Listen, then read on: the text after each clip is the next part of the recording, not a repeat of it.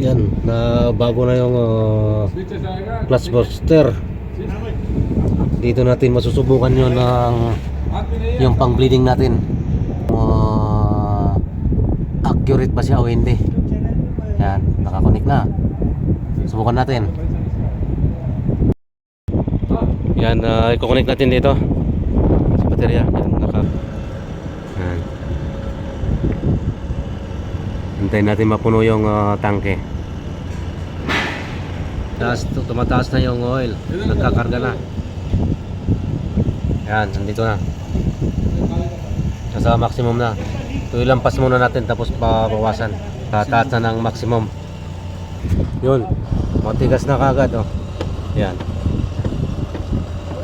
I-start natin para malagyan ang hangin yung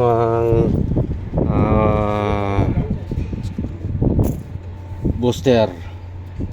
Matigas ang clutch pag walang hangin.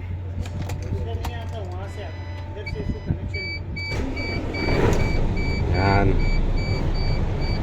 Antayin muna natin magkarga ng hangin para lalambot yung clutch. Ang ganda na yung clutch.